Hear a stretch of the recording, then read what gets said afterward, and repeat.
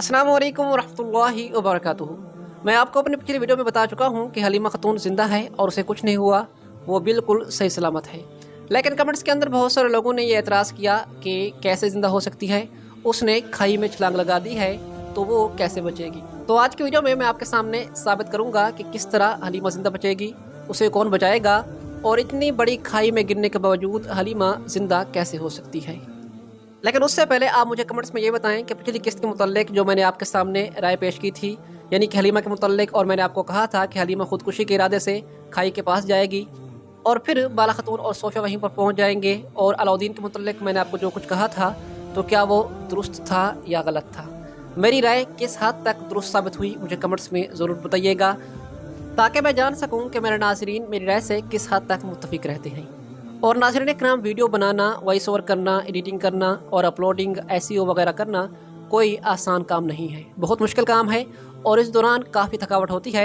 लेकिन जब आपकी तरफ से कमेंट्स देखने को मिलते हैं तो खुदा की कसम सारी थकावट दूर हो जाती है और दिल बाग बाग हो जाता है। अल्लाह ताला आपको हमेशा खुश रखे और शुक्र अदा करता हूँ इस बात पर कि अल्लाह ने मुझे आप जैसे नाज़रीन दिए हैं जो हमेशा मेरी राय से मुत्तफिक भी रहते हैं और जब कभी मुझसे गलती हो जाए तो उसे माफ़ कर देते हैं।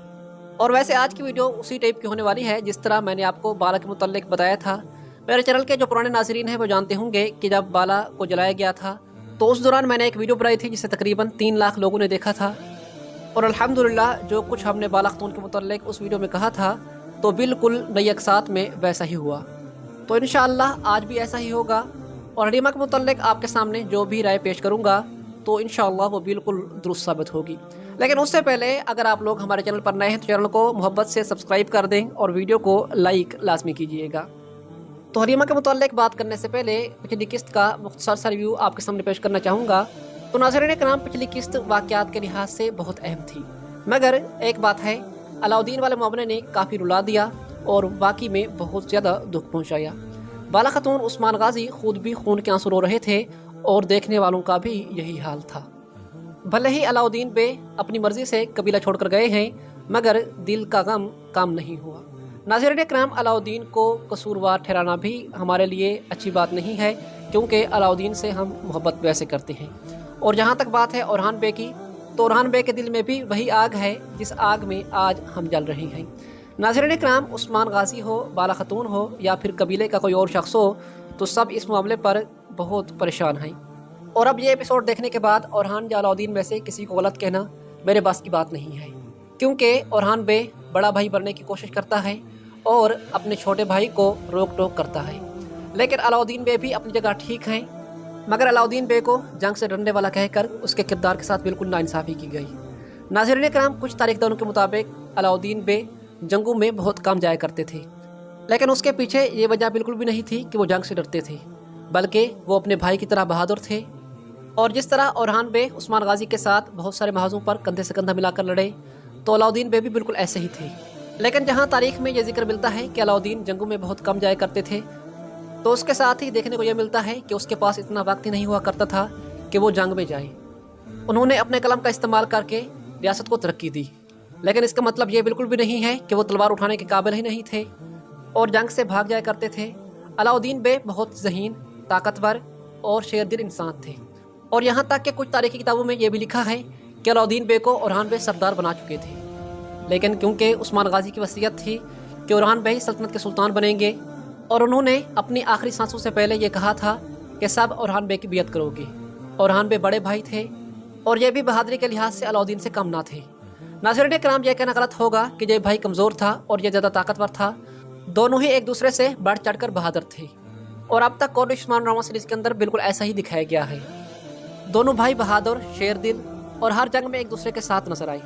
लेकिन अब क्योंकि कोड उस्मान ड्रामा सीरीज़ के अंदर किसी और की कहानी को आगे बढ़ाना था, तो इस दफ़ा अलाउद्दीन की बारी है। और जैसा कि आप लोग जानते हैं कि अलाउद्दीन मंगोलों के हाथ में है, तो अब दोनों भाइयों को अपनी गलतियों का एहसास होगा और ये पहले की तरह एक दूसरे के साथी बनेंगे। और जहाँ तक बात है बेगम खतून की, तो इसका नाम जो बेगम है तो ये हर किसी की बेगम बन जाती है। पहले पता नहीं है किसकी बेगम थी, लेकिन फिर उस्मान बे, इल्बाए, उलोगान और अब ओलो कुशर। देखते हैं कि इसका इंजाम क्या होगा। और इसके अलावा किस्त 188 में कोई और अहम सीन नहीं था सिवाय हलीमा के। तो आइए बात करते हैं हलीमा के बारे में। तो हलीमा खतून वाला सिनेरियो तो वाकई में बहुत ज़बरदस्त था और राज भी बहुत अजीब जगह पर फाश करवाया गया اور جب بالا خاتون اور عثمان غازی کو اس کے متعلق حقیقت معلوم ہوئی تو واقعی میں آنکھوں سے آنسو جاری ہو گئے، اور اگر حلیمہ خاتون یہاں سے چھلانگ نہ لگاتی تو یہ سینیریو سیزن 6 کا سب سے بہترین سین بن جاتا۔ اور ہاں، حلیمہ کے چاہنے والے، حلیمہ نے چھلانگ نہیں لگائی۔ آپ کو تھوڑا سا جھٹکا لگے گا، مگر حیرت میں پڑنے کی کوئی ضرورت نہیں ہے، کیونکہ ناظرین کرام، ہمارے خیال کے مطابق حلیمہ نے جو چھلانگ لگائی ہے یہ حقیقت نہیں ہے، بلکہ یہ حلیمہ کا خیال ہے۔ آپ نے اس سین میں دیکھا ہوگا کہ بالا خاتون نے حلیمہ کو بولا کہ اگر آپ نے یہاں سے چھلانگ لگا دی تو یہ دنیا ہمارے لیے جہنم بن جائے گی، ہم پل پل تم سے ملنے کی خواہش رکھیں گے، اور اگر آپ خودکشی کرتی ہو تو اس سے بہتر ہے کہ آپ ہمیں قتل کر دو، ہمارے لیے یہ دنیا جینے کی جگہ نہیں بچے گی۔ تو ہمارے خیال کے مطابق حلیمہ نے یہ سوچا ہوگا کہ اگر میں یہاں سے چھلانگ لگا دیتی ہوں تو پیچھے میرے ماں باپ کا کیا حال ہوگا۔ تو کیا اب وہ یہاں سے چھلانگ نہیں لگائے گی؟ جی ہاں، حلیمہ یہاں سے چھلانگ نہیں لگائے گی، ہاں، مگر اس کا پاؤں یہاں سے پھسل جائے گا، اور جب وہ بالکل نیچے جانے والی ہوگی تو عثمان غازی اس کا ہاتھ پکڑ لیں گے۔ اب آپ کہیں گے کہ عثمان غازی کافی دور کھڑے تھے، تو ناظرین اکرام، اگر آپ نے اس سین پر غور کیا ہو تو عثمان حلیمہ سے باتیں بھی کرتا رہا اور آہستہ آہستہ اس کے قریب جانے کی کوشش بھی کرتا رہا۔ تو آپ لوگ جانتے ہیں کہ یہ کارا عثمان ہے، اور اگر کسی کو مارنا ہو یا بچانا ہو تو اس میں یہ اچھی مہارت رکھتا ہے۔ تو ناظرین کرام، ہمارے خیال کے مطابق عثمان غازی آہستہ آہستہ حلیمہ کے قریب ہوتے جا رہے ہیں، اور جب حلیمہ خاتون موت کے دہانے پر ہوگی تو عثمان غازی اس کا ہاتھ پکڑ لیں گے اور پھر سب مل کر اسے یہاں سے نکال لیں گے۔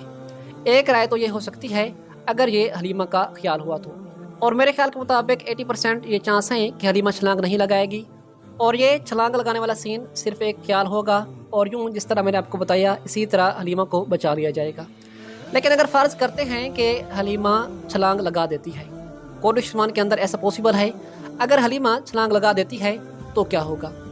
تو ظاہر سی بات ہے کہ جب اتنی بڑی کھائی میں چھلانگ لگائی جائے گی تو حلیمہ کو زخم تو آئیں گے، لیکن یہ مرے گی نہیں، حلیمہ زندہ بچ جائے گی، اور پھر ہو سکتا ہے کہ عثمان غازی ہی سے ڈھونڈ لیں، لیکن اگر چھلانگ لگائی گئی حقیقت میں تو میرے خیال کے مطابق اسے منگول بھی پکڑ سکتے ہیں، یا پھر یہ کسی اور کے ہاتھ لگ سکتی ہے، اور عثمان غازی کچھ ٹائم اپنی بیٹی کی موت کا یقین بھی کر سکتے ہیں۔ لیکن اس رائے پر بہت کم اعتماد کیا جا سکتا ہے، زیادہ تر امکان یہی ہے کہ وہ جو چھلانگ والا سین تھا یہ صرف اور صرف حلیمہ کا خیال ہی ہوگا، اور انشاءاللہ ہمیشہ کی طرح ہماری یہ رائے بالکل درست ثابت ہوگی۔